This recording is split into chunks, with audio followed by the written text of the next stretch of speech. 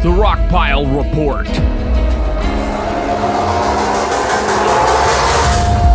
Buffalo, New York is going to be the epicenter of every stargazing nerd's wet dream. With Buffalo Bills season ticket holder, Drew Gear. If there was ever a time to break out Skyline Chili, it's when the Bills are 5-2, right? The Rockpile Report. The pettiest, hardest drinking Bills podcast.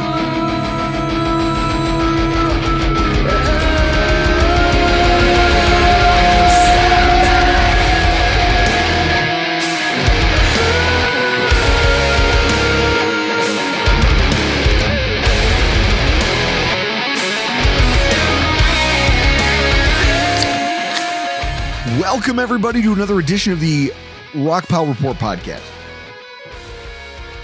Yes. I am your host, Bill season ticket holder Drew Gear. That's my producer, Chris Kruger. Golden bullets all over the place. Luckily, I wiped that up earlier. We have a lot of these beer-related accidents on this podcast, and we're here looking ahead to our Week 17 preview against the New York Jets. Now, before we do that, we're obviously recording on a Monday. But it's not just any Monday, it's the Monday before Christmas, the greatest of all holidays. Wrong. And this is where I want to start. Chris, I have a question. You know, over the years, we've talked about this. We've kind of gone over like gift-related stress and how like you believe, because Thanksgiving is your favorite holiday. Mm-hmm. Because you're like, oh, it's Christmas without the gifts. No gifts. Well, the only gift... Depending on where Thanksgiving is, at the end of the night, you might leave a certain gift in somebody's toilet. So. You're going to upper deck someone in your family? I could. It's a great idea. I would, whatever Democrat is in my family. You're such an idiot. We'll get that. So this is what I want to ask you. What if, and follow me here, because you said that the stress of giving gifts is what ruins this holiday for you. Yes. Okay, what if you just don't? That would be awesome. Then it would just be, don't. Then it would be Thanksgiving too. If there was no gifts involved. So what if you just stopped buying anyone anything? And the reason I bring this up is this. Christmas is my favorite holiday. Mostly because on Christmas Day, I am the best version of myself that you will find all year long. Now, this is weird considering what you just told me and my wife upstairs that feeds directly into it. You don't wrap anything and you give people gift cards, which means you don't care about them.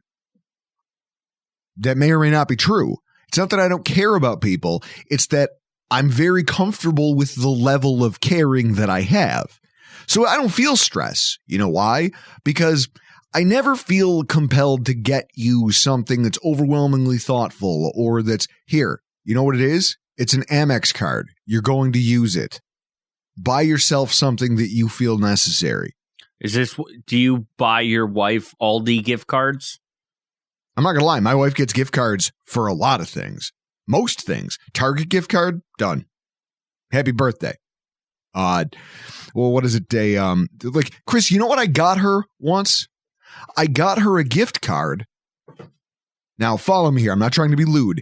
I got her a Victoria's Secret gift card. The reason why is because I wanted her to buy a new bathing suit, because the Christmas present wasn't the new bathing suit. It was the fact that I had finally broken down. Chris, if I want to be thoughtful, here's what I do. It's usually me deciding that I'm going to suck it up and that something that I hate, I'm going to do. I'm going to change on a stance that I'm firmly rooted in. In this case, it was a cruise. And I said, look, I also have a gift card to, Royal Caribbean Cruise Lines. Here's a $500 gift card to Royal Caribbean. Go nuts. Book a cruise. I'll go because even though I think that it's the dumbest possible, and it turns out it wasn't as bad as I thought it was going to be. But, you know, you hear all the horror stories like the cruise ship that got stranded off the coast of Alabama. Yeah. And then the sewage tanks on board overflowed and it was just chaos and anarchy and it was terrible. And I just assume, because I am bad luck, that if you bring me on a boat, that it's either going to be that or it's going to be the movie Speed 2, which almost ruined Sandra Bullock's career. So with that in mind, my gifts are never like a reflection of how I feel about you. And in that way, I don't feel any stress from them. Right? I'm buying them because I know that you're probably going to get something from me. Ipso facto, it's more of a transactional thing than it is anything else. I don't wrap. Don't wrap anything. My wife wraps all of the gifts, like what we get for our children, what we get for family members, for friends, even my own family members. My wife does most of the legwork to obtain them, and I'm okay with that. Now, if you could broker such an arrangement, do you think that you could move mentally from a place of Christmas being the worst holiday to Thanksgiving too? No, there's no way. Like, I'd rather celebrate Flag Day than Christmas. There's no way Jess would take over and purchase all the gifts and do all the wrapping, and she does most of that. But I did. Like, I went out and I got something for Benton today. I went out and bought her gifts. I wrapped her gifts. We had in my family, my brother at Thanksgiving, we did like a video call and was like, hey, let's put some parameters in place. $100. We draw names. That's who you get gifts for, between me, my wife, Sal, my sister-in-law. I feel like it's a pretty standard parents. Yeah. Nobody did anything. Well, I agreed. I said, yeah, we can do that. No names were drawn. And then something happened in our family chat, and I was like, oh, I got Dad some gifts. And my brother was like, I thought we were drawing names. Were you going to do this on Christmas Eve? Like, we, when I say we, Jessica and I, buy gifts, we wrap them, and we mail them. And you need to allot time for said mail to be sent. Now, sidebar, you know what I got in the mail yesterday? What?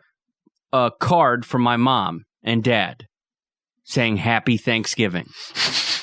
It got lost in the mail. So it was a month late. So again, if you're mailing shit, like, you can't do these things for Christmas like 3 weeks out. Because when my brother mentioned the idea, I was like, all right, well, I already got you some gifts. I bought them in like the beginning of November, late October, because you got to plan shit out like this. So, see, Chris, that's all hilarious. And it is true. You can't mail a damn thing. You know, we collectively, shout out to Jake Lee. Shout out to Jake Lee and Kathy, the real MVPs. Because you know what else I don't do this kind of time of year? Cooking. Bake cookies. I don't bake a damn thing. I can cook my ass off. Baking, you know what it is? Cooking is like jazz. You just improvise. If you make mistakes, you can just paper over them with things. Baking is like science. And you know who failed chemistry or almost failed chemistry? Definitely you. This guy. You know who failed math 2 in high school? Definitely you. This guy. You know who doesn't have the bandwidth for chemistry or math as an adult with sometimes a hangover? This guy. And you work in finance. There will be no cookie baking, at least not by me, in our house. And with my wife being so busy doing all the wrapping and everything else, cookies just don't really happen in our house all that often. Jake Lee and Kathy coming through in the clutch with a delivery for both of us of amazing cookies. Like, our listeners are the best. You guys who are showing up here for this each and every week. And I just can't wait to get to Christmas Day and reflect back on all of you. Because again, usually I have about 2 or 3 drinks in me, which is my sweet spot. Right, Chris? Yes. Once I have a little bit of a buzz, not a heavy buzz, a light one, especially on Christmas Day, I become the best version of who I am as a human being. And on this day, it's like you look outside, there's some snow, kids are running around. You're just like, all right, life's not so bad. I can get down with this. Yeah. Well, as long as your kids know that Santa's a punk. I remember the one time I threatened to take away a trampoline that they had gotten from Santa, and they fought me tooth and nail. I was like, well, I'm going to put that in there. They're like, we'll call Santa. And I was like, I'll put Santa in a headlock. Jack went and got my wife and was like literally upset, going, Dad's going to beat up Santa. And if Dad beats up Santa, then he won't come here and bring us anything anymore. You need to stop him. These are the conversations that take place in the Gear House. Guys, we are here ahead of the holiday, Week 17 preview, the New York Jets at the Buffalo Bills. And from our families to yours, a Merry Christmas. The time for this, Chris, what should just be a barn burner of a football game, 1 p.m. Eastern Standard, the place over there at Ralph Wilson Stadium in Orchard Park, New York. The weather, which is probably going to dictate whether or not you and I set foot in the stadium itself. Yeah, I don't really want to go. We went from single-digit temperatures to it's going to be 50 and raining. 50 and rain, and let's see, is there also wind involved in this nonsense? Sunday the 29th, 50 degrees, 15 to 20 mile an hour winds. Yeah, this sounds like a real gem of a game. It almost reminds me of the Chris, The Office, where Pam is trying to like talk to Michael Scott about his proposal. And she's like, oh yeah. And he's like, oh, you met at a gas station. And she's like, no, I know how it sounds, but then like it was really cute and it was raining. And he goes, oh yeah, you didn't say the weather was bad either. This is great. That's how I feel about this football game. It's like, oh, wait a minute.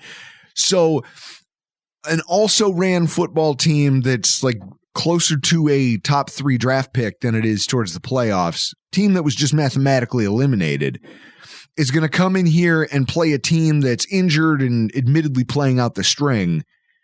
And there may not be, Chris, any benefit to it. They might bench most of their starters depending on what happens on Christmas Day. Correct. And so with that, I'm also going to go sit in the rain for the privilege of it. Hell, I could see this being something, and I want you guys to pay attention to our Twitter at Rockpile Report. I have 4 seats for this. I could absolutely see this being a thing where I end up giving away our tickets just because I don't want to go. Could you get down with some of that? 100%. Maybe we'll raffle them off for a good cause. I don't know. We'll come up with something, but I don't want to go. Because this game, like, I've gotten my money's worth this season as a season ticket holder. You could spare me this fucking game if it's going to be high 40s, low 50s, and pouring rain. No, thank you. The injury outlook for both teams is also something to be careful of. The Buffalo Bills have a number of injuries. You know, Balin Spector aggravated his calf, which was no major loss as it turns out. Matt Milano was held out with his bicep groin injury. Rasul Douglas, Taylor Rapp, Damar Hamlin, 3 of our defensive starters in the secondary, all ruled out of last week's contest. It's going to be tough to see them practicing. I mean, at this point, Chris, you'd almost hope they run it back with Kyer Elam again. Yes. Put Elam out there, put Cam Lewis out there, and just keep this going. Give, like, guys like Curtis Samuel. I don't need Curtis Samuel. Give that guy. We haven't used him all year. He hasn't been healthy all year. I'd rather you let him sit and just get correct before you try injecting him back in the lineup again. And so with that in mind, you take a look at the Jets, who, for all intents and purposes, could just be punting as hard as the Bills are. Quinnen Williams missed their last game, and Michael Carter, backup running back, also missed the game.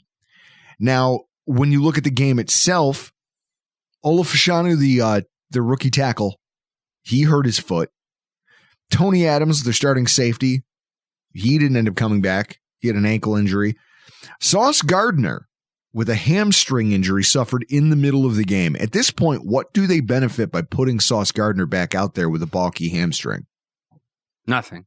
Unless your plan is to not retain him and try to trade him for assets in the offseason. But even if that's the case, don't you need him healthy? You're going to have to get a Jamal Adams-like trade for him. Yeah. I mean, I've seen it's entirely possible. But at the end of the day, they've also got some key injuries to players that could really shape the way this contest pans out. And when I try to get down for this, Chris, the Bills open as 9.5-point favorites. Who do we have on the call, since we're probably going to be watching this on TV? Tried looking that up. Nothing. 506 isn't out yet. Well, you don't get the coverage map. Yep. The announcers have their schedule, but for whatever reason, like Sal Capaccio usually knows who gets on the call like a day or two before the coverage map, but we don't know. But it is a CBS 1:00 game, so I wouldn't be surprised if we had Spiro Ditas or Tom McCarthy calling the game. Some low-level crew. Yeah, that's it's definitely not going to be Joe Buck and Troy Aikman like it was that first first time we played. And honestly, would either one of these teams, the way they're currently playing and constructed, deserve a better crew than that? Yeah. I don't think so. Guys, we've reached a point in this season. The Buffalo Bills, it's becoming less and less likely that they can reach their stated goal of the 1 seed in the AFC.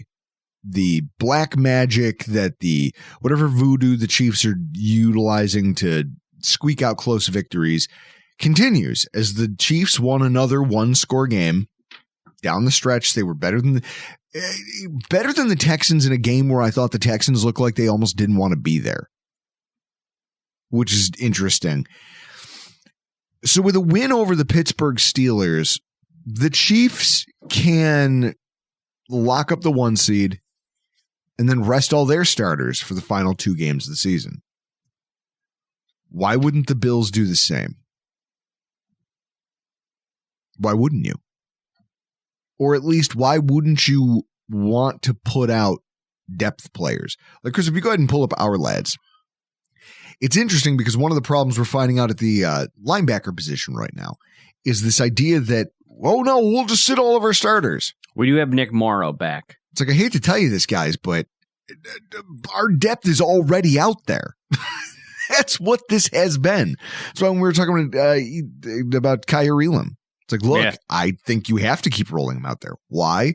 Because I want you to sit Rasul Douglas until maybe the last game right before, let him get back up to speed, let him get a game in, unless they think he's good to go in practice. You're looking at this Douglas, Rapp, Hamlin. I think this will be what now? That was DeMar Hamlin and Taylor Rapp's second consecutive game out. Yeah. And Cole Bishop didn't look bad in this game. I'd be interested to see what I would like to see more of Cole Bishop getting reps because, as we know in the NFL, injuries happen. And if you're going to try to make a deep postseason run, you need to know that you can trust those guys. Joe Andreessen was taking snaps at linebacker at the end of that game against the Patriots. Cool. And Nick Morrow and Eddie Ulofoshio, I don't know. Is this a game where they dress those guys and just say, look, you know what we're going to do? We're going to sit Terrell Bernard. We're going to sit Matt Milano. We're going to maybe sit Dorian Williams unless Balen Spector can't go, in which case it's probably Nick Morrow manning the middle linebacker position, and then the rest of the guys just kind of platooning around them. I mean, they can't do worse than they've done the last 2 weeks statistically. Yes. It can't go worse at that position.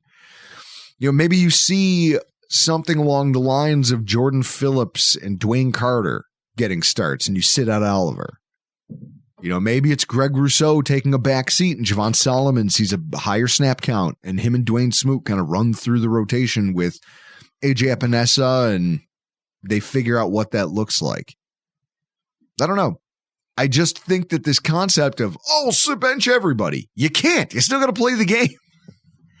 Who's one person, Chris, when you look at the roster that you think should absolutely just be put in bubble wrap until the playoffs start? Terrell Bernard. I would agree with you on that. My breath kind of caught in my chest when I heard him talking about how, oh no, there's Terrell Bernard. He's coming off the field. He's being checked out for an injury. It's like, oh God, tell me that's not the icing on this giant shit sandwich we've been eating all day here, watching the Bills struggle with the Patriots. Tell me that Terrell Bernard's hurt and that now we're going to be missing him for an extended period of time or even just a game or two. You don't want that. And I think that as our play caller and as kind of the guy in the middle of the defense, you've seen what we were without him. I think that against lesser competition, you have to, especially if the records don't matter and we lock the 2 seed, then maybe this is what you have to do. Maybe you see more Jamarcus Ingram. You put a guy like Christian Benford on the bench. I don't know. It's going to be very, very interesting. I mean, Chris, with Cam Lewis playing safety, here's an interesting one. With Cam Lewis playing safety, do we have the ability to put Teron Johnson on the sideline for a game? Because right now our backup middleback is listed as Brandon Condrington. If that allows us to sit Teron Johnson, then yeah, you do it. But how do you do it then? Because if you're benching DeMar Hamlin and Taylor Rapp, who plays safety? Don't we have somebody named Micah Hyde? I don't think that's a good idea. Micah Hyde on this roster, this is an interesting one. Do you think down the stretch here, Seagram's bet, do you think he sees the field? If anything, he'll see the field in New England. You think so? Yeah. Okay. Scale of 1 to 10, how comfortable are you like wagering a little Seagram's on that? I'm fine because it's 7.5 ounces. Rhodes. Yeah. Bastard. Yeah, 7.5 ounces. I'll drink a tiny Seagram's. Like, you're going to have to drink 2 in our live show. So we understand what the motivation of the Buffalo Bills is at this point in the season. And it's just to get into this game, win it if it has to be won, but if it doesn't, just get out of it in one piece. I question what the motivation for the New York Jets is. And so with that, we bring in tonight's guest, Mr. Scott Mason from Play Like a Jet. Scott, how are we feeling tonight? Well, Drew, it has been quite the adventure this season. I thought the team would be better than 4-11. I think it was Kevin Clark. I don't know who he's with now, but he used to be with The Ringer. He might be with ESPN now or something. He tweeted out something like, "What was your worst take going into the season?" And I said, I thought the Jets had a legit shot at the playoffs and that the Jets and Dolphins might actually give the Bills a scare for the division. And obviously I nailed it all the way around on that one. Home run, pal. So we enter into this week 17 contest that, has yet to be determined whether or not it'll even mean anything. And so that could dictate what the roster looks like for both teams, and obviously both teams dealing with injury issues. So it's kind of up in the air in terms of the X's and O's, what you could expect to see. Instead, what I'm interested in here now is we kind of play out the string. The last time we played your team, there was a lot on the line. There was a gravity to the game. And so it's interesting now we're entering a phase where this game could be entirely meaningless. Chris and I were just talking about the fact that 50 degrees, pouring rain, 20-mile-an-hour wind, I probably won't even go. Like, we've literally talked about tailgating and then just packing up and going back to my house, which is like 10 minutes from the stadium, and just watching the game there. Because I'm not sitting out there in the pouring rain to watch whatever nonsense these two teams are about to conspire. And the Jets have been full of nonsense. Like, I view the Jets this season like that board from The Office. It's not so much nonsense. We've established over the last week that some of the front office decision making has been happening based on what's said on Play Like a Jet. Woody Johnson obviously uses Play Like a Jet to help make decisions around the office. Well, what I'm picturing is like the Jim and Dwight meme about holding up the sign about how many days it's been since the last nonsense. For the Jets, that number is 0. It has been 0 days.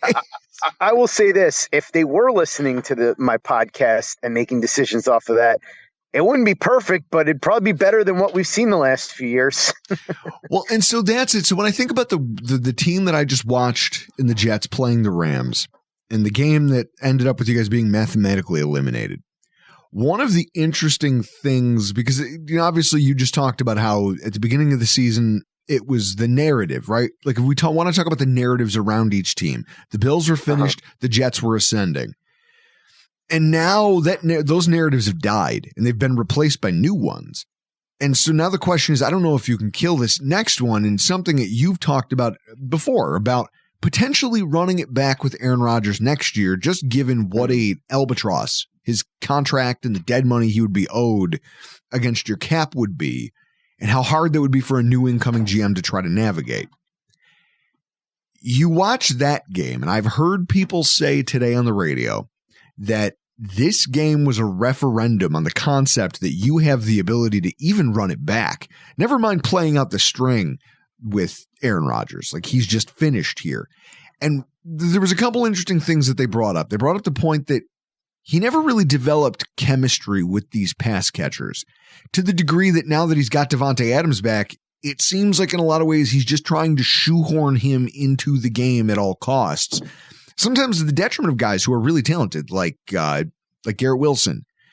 And also guys like Malachi Corley, who just never got a look, not a fair shake. And now you have nobody in a position of leadership who could force him to participate in that. Ahead of this game, like, what is that relationship at this point between Aaron Rodgers and these skill position players? Well, you forgot Alan Lazard, because obviously he's got chemistry with him, although Lazard can't catch a pass, so that doesn't help matters. He dropped a couple again. I think he's leading the league in drops, even though he missed a couple of games. Look, I think with Rodgers, the problem is, can he still play? Yeah, he can still play. But can he still play to a level where it makes sense for the Jets to run it back, considering the cap hits that they would have to take after he's gone? That's a much tougher question. And look, if he's healthy all year and plays the way that he's played the last 3 weeks, and I would say he was fine in this game, even though they lost. I don't think he was great or anything. Jeff Ulbrich made a lot of puzzling coaching decisions. He decided he didn't like the idea of going for field goals at all. They went for it on fourth down like all the time. But Rodgers is, since that break that he had where they said he's now fully healthy, he's played better. But again, has he played $63 million dead cap better? And that answer is at this moment, no. Now the question is going to be, who's the new coach and the GM? What do they want to do? And then furthermore, what does Rodgers himself want to do? If you heard Chris Myers during the broadcast 2 weeks ago, and he was on Play Like a Jet before the game to talk about it a little bit too, in the production meetings, he said Rodgers sounded like he was, I don't know if the right term is checked out, but that he's more or less moved past the Jets mentally. So again, that was just Chris Myers' interpretation of it. And as far as the chemistry, it's weird because he built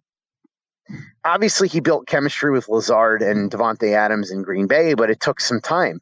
If you look back at Davante Adams' numbers in Green Bay, they didn't really pop until a couple of years in. Now, Garrett Wilson has had a ton of targets this season. I think he's like 4th or 5th in the league, and he's still putting up good numbers. It's just he's clearly second banana to Davante Adams. And I mean, to be fair, I think Davante Adams is a better receiver. I've always thought Davante Adams is a better receiver. I think what's really the problem with Garrett Wilson is, yeah, there's a lack of chemistry with Rodgers.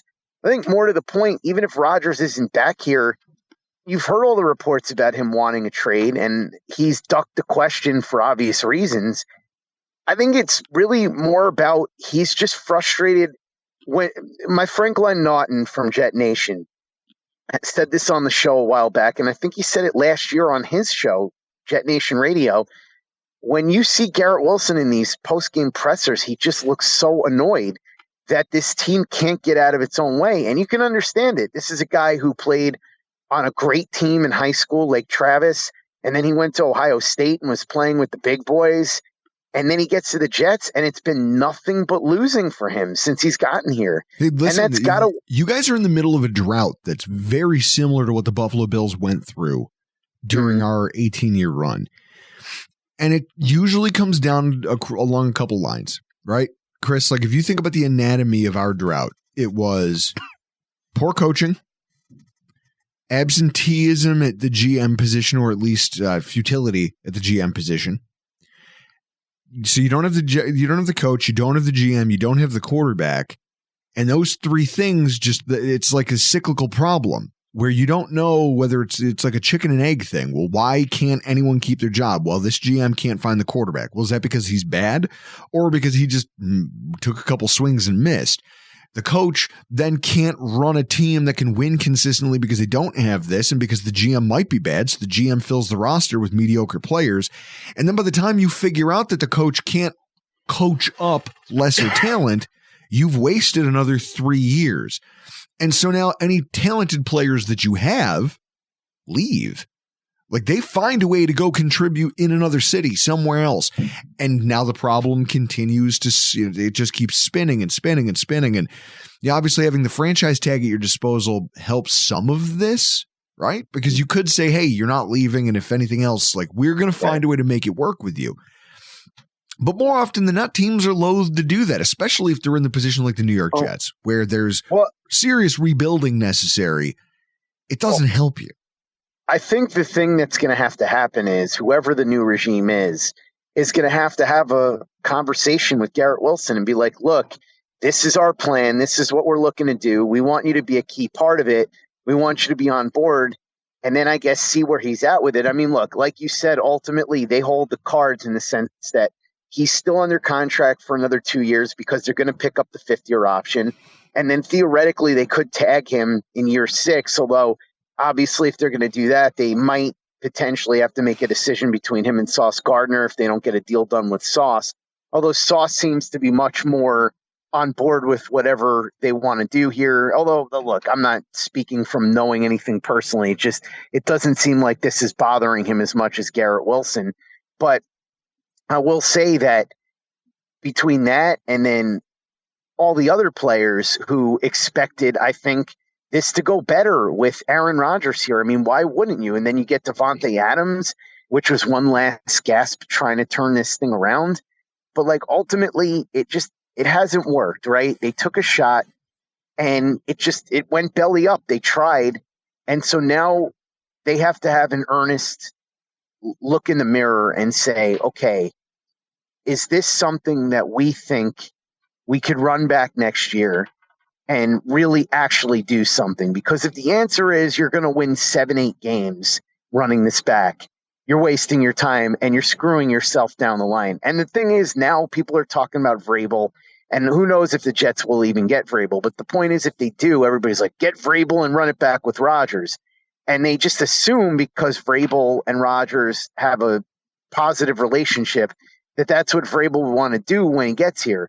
But I got news for you. Mike Vrabel's got a job to protect. He's got a legacy to build if he wants to make things work here.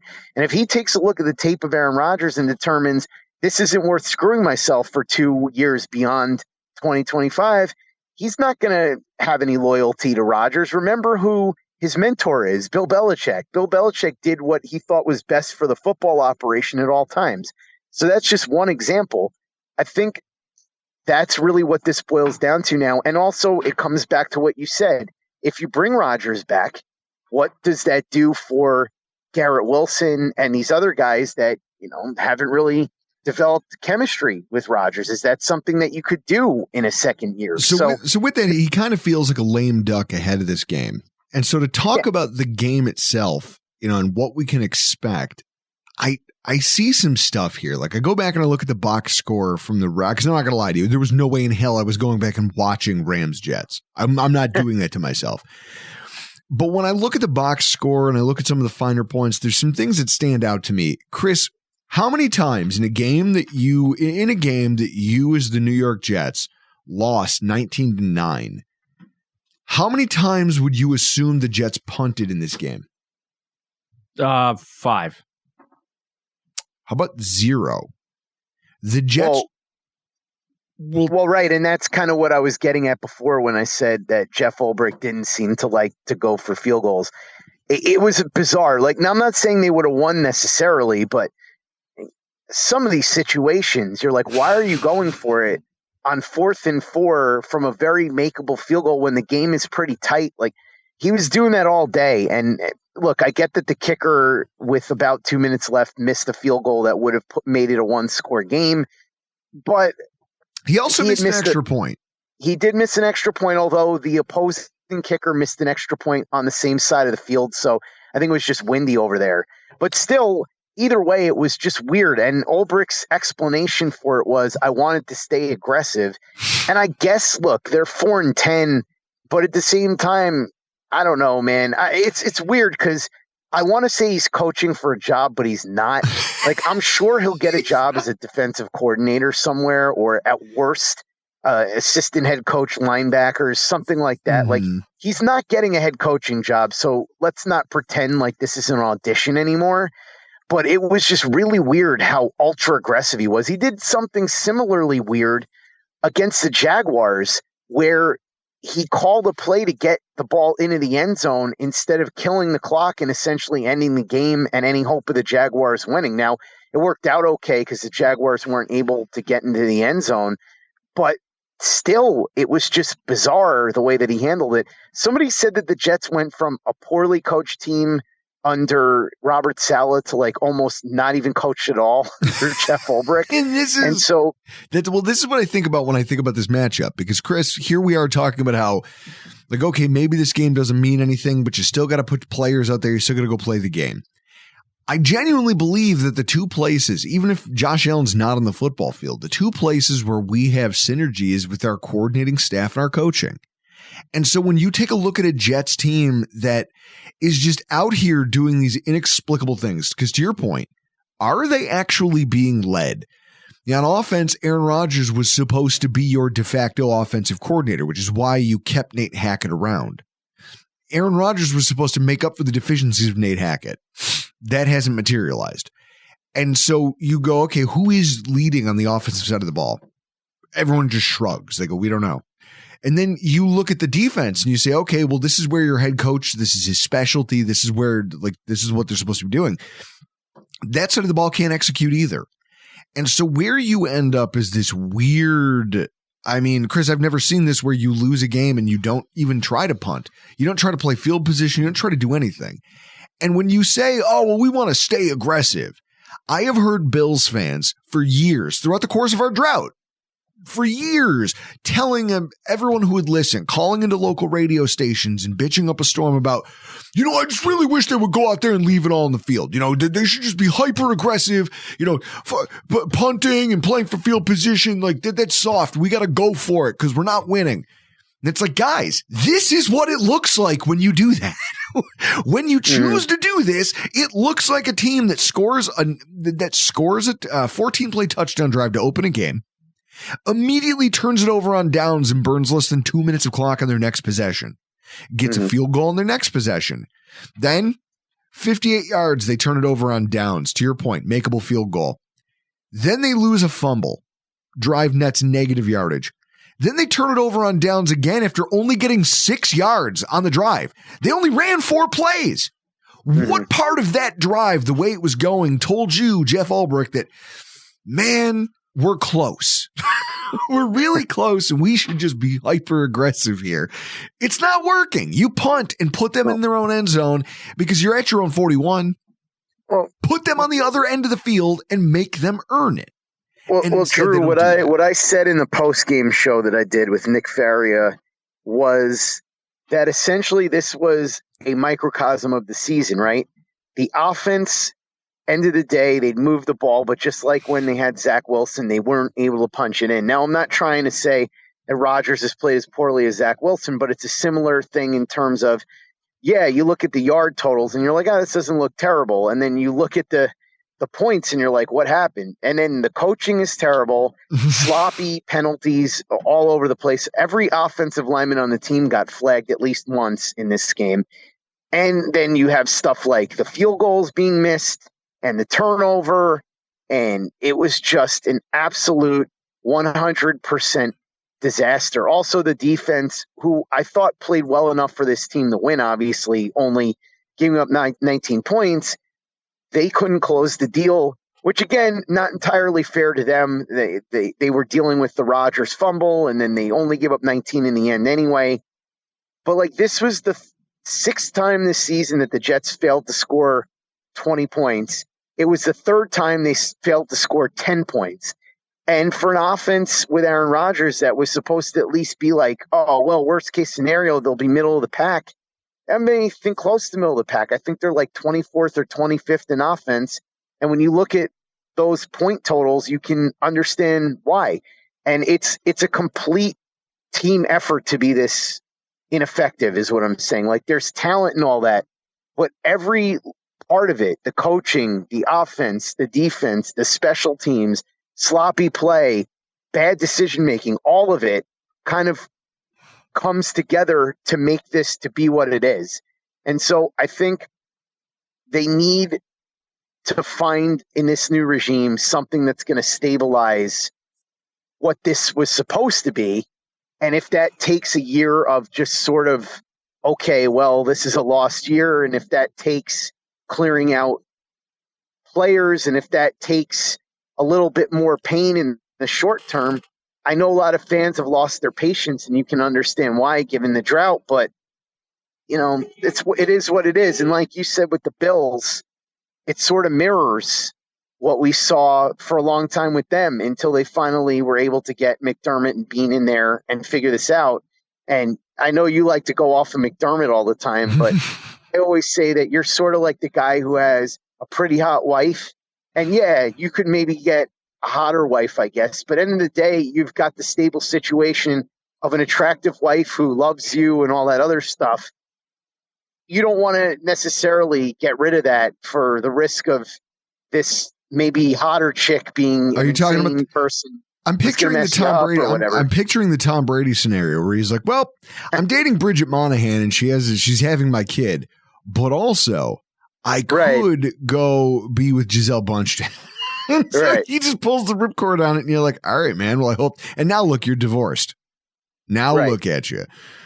And it's like, all right, well, maybe I shot too high. Yeah, and it's just funny because you look at the trajectory of these teams. I think a lot of people thought the Bills were going to take a step back this year because they lost Diggs and they lost Davis. And not that Davis is great, but just you lose your top two receivers, and they didn't really replace them in a way that, like, look, I liked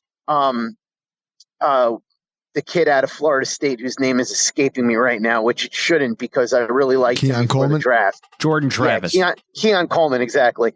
And Khalil Shakir has turned into a nice slot receiver and all that, but you had to figure you lose your best weapon and things are going to go backwards. But what you keep forgetting sometimes is that when you have a quarterback as good as Josh Allen or Lamar Jackson, or even though he's having a down year, Patrick Mahomes, your offense will find a way to be really good anyway, because those guys are just, look, Josh Allen's a human tow truck carrying the Bills on his back. And it's not a slight at any of the other players on the team. It's just he's doing things that are almost alien sometimes. Like I was watching that game a couple of weeks ago where I'm watching him run away from three guys, right? By himself a couple of seconds, then fire the ball all the way across his body, across the field, into like a 1-inch window for a perfect strike and a first down. And you're just like, who else can do that? Right. Mm-hmm. And so even though on paper you're like, oh, the Bills should take a step back, they didn't, because they had the one thing that look, it's so hard to find a quarterback that's on that tier. You can get a really good quarterback like a Dak Prescott, a Tua Tagovailoa, and even that is tough to do. But to get like a Josh Allen or a Lamar Jackson or somebody like that is next to impossible, and it elevates everything. It makes every game winnable just by virtue of having that particular guy on the team. And 100%. So we underestimated how good Josh Allen was going to be this year, and we overestimated how close the gap was between the Jets, the Dolphins, and the Bills. And it came down to quarterback. I think it came down to quarterback, and everybody looked at, hey, Tua Tagovailoa is going to be X. We saw what the offense was with him last year. It's going to continue to be what it was. Nobody was counting on him. Well, you should have been counting on it, but no one was counting on him getting knocked out again for a significant period of time. Also, everybody overestimated what Aaron Rodgers could be in this offense and what he would look like given his age and everything else.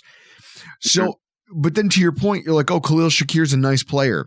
I actually have the numbers here. Khalil Shakir is third in the NFL at the wide receiver position for yards after contact. It's him, CeeDee Lamb, and Jamar Chase. Do you want to know why? Because nobody can tackle him. And it's something that is an underrated part of his game. And it's why when you looked at his numbers and you were like, oh, okay, he's a slot receiver, but he's nothing special. He is. He's incredibly special because his hands are great, even off of a bad game. His hands are great. He's an electric playmaker. Keon Coleman, you're just looking at all the guys here. And to fact check something you just said, Buffalo Bills wide receiver Amari Cooper still currently leads the NFL in drops. Here's what I want to say, though. When I yes, look at and by the way, I like Amari Cooper, and I thought that was a good move. And I will also say Shakir is starting to remind me a little bit of what Cole Beasley was for that offense. Sure, 100%. And so now you exist in a world, though, where when you look at what makes this Bills team go, do you know that for all of the Josh Allen highlights you've seen, we're 23rd in the NFL in passing attempts? We run the ball effectively and authoritatively. And it's why you can go into a crap environment in a game where you're just playing like garbage against the New England Patriots and you're still a winner. Why? Because even when your passing game doesn't work, you can grind the ball with the run. And I think that's one of the things that the Jets were finding out is that, Chris, I expect the game this weekend to be funneled through the running attack. It's all the only thing we should do. And especially if they decide to bench Josh Allen because it's like the 2 seeds clinched and it's no longer possible for us to obtain the 1 seed, I would expect to see a healthy dose of Mitch Trubisky. And if that's the case, then we're not throwing the ball around. I think at that point, you're going to have to deal with it. Now, the question is, can they stop it? And just a week removed from giving up 122 yards to Kyren Williams, I just think that the team is the Jets team is just waiting for this thing to end. They're trying to play out the string so that they can all just take a step back and exhale. And Jeff Ulbrich is going to probably continue to be hyper aggressive to a fault. I expect that Aaron Rodgers is probably going to come out and try to make his best, the guys he trusts most look best. And he's going to defer to them early and often. Whether that's successful or whether it's a detriment to the offense, we'll see. Ultimately, the value of a win or loss here, Scott, that's the last thing I want to close with real quick before we run out of time.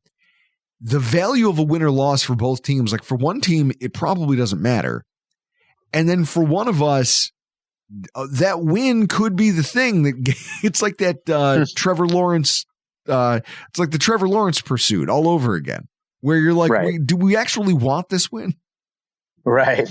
Like, what are your feelings on that? Like down the stretch here over the last 2 weeks. I mean, honestly, the Jets have no chance to get to the top there. I mean, I guess it's not entirely impossible if a couple of teams help them out. I think in the end, it would be better if they lost for the long run, because then it would wipe away any illusions of, hey, run it back with Aaron Rodgers. And obviously it would help the draft position. And I don't think it does them any good to win these games, really. But I'm also like at the point where I'm not that invested like I was before the Jaguars game. Once they got that win, I'm just like, whatever, because I just don't see a path for them to that pick that they're going to need to get one of the quarterbacks if that's what they want to do. So I sort of just view this as they're playing out the string. Let's see what happens. But I'm not really emotionally invested in the outcome. I almost see this as, well, I mean, I shouldn't say almost see this as I see this as the way that I have typically seen most of the Jets seasons end, where the last couple of weeks, I'm just like, I'm watching the game just to see how guys do. And because I do a podcast on the Jets, but if I didn't do a podcast and I wasn't this super hardcore fan, I'd probably be doing something else during the game because, or at most I'd watch it on DVR later and just fast forward and see who did what. But you almost treat it like a glorified preseason game in some senses because it really doesn't mean anything. Mm-hmm. Well, it'll be interesting to see how we can close this one out and close out our season series with the New York Jets. Scott, the win, lose, draw, I'm fascinated by your team and how they're going to try to fix this and try to find the type of stability that's given the Bills the upper hand every single year. I think that I think that the NFL pundits who pegged the Jets as division winners, pegged the Dolphins, they're going to take a look back at this season and it's going to be hard for them to doubt Buffalo moving forward. The Jets have a lot of work to do to reach that level where they can have the internal stability it takes to try to rival a team like Buffalo over the course of an entire season for a division title in the postseason and really become a competitive football team again. While we wait for them to build that back, where can everybody find you on social media and where can they follow your work? Well, excellent question, Shelton. You can find me at Play Like a Jet 1 on Twitter. You can listen to the podcast 7 days a week, even in the off season. God help me. That's anywhere that you get podcasts. We've got our YouTube channel, youtube.com/Play Like a Jet. Might be doing some other stuff as we get a little closer to the coaching search. And that's the big thing that we're focusing on, the coaching and GM search. I already did a long form deep dive on John Robinson, the former Titans GM. I've got one in the queue for Thomas Dimitroff, the former Falcons GM. And so those are the first two guys that were announced and actually interviewed. Then we'll start diving in when more and more of the candidates and the head coach and GM side get announced. But that'll be the main focus. And listen, what else can you say at this point as a Jets fan? I will tell you, I've never seen Jets fans this dejected. I think a lot of it just comes down to the expectation to result ratio. A lot of times Jets fans kind of accept their fate and understand what's going to happen. This time we all thought that this team was a legitimate playoff contender, and it turned into one of the worst seasons that the team's ever had. Record-wise, they'll probably be 4 or 5, whatever, and that's sort of nothing super different. It's just considering that there were expectations for this team, for it to wind up like this is just it's tough. So that's what we're focusing on right now, 7 days a week on Play Like a Jet. And yeah, I'll be happy to come on and continue to be the Brooklyn Brawler for you guys, taking the bumps and making the stars look good as the jobber. Scott Mason, Play Like a Jet 1 on Twitter. And then don't forget, out now on Netflix, Enigma with Aaron Rodgers. Check it out. Does anybody actually want to watch that? I do. See, you know what? When we were talking to Scott, I was like, well, yeah, Enigma came out. I got to watch that.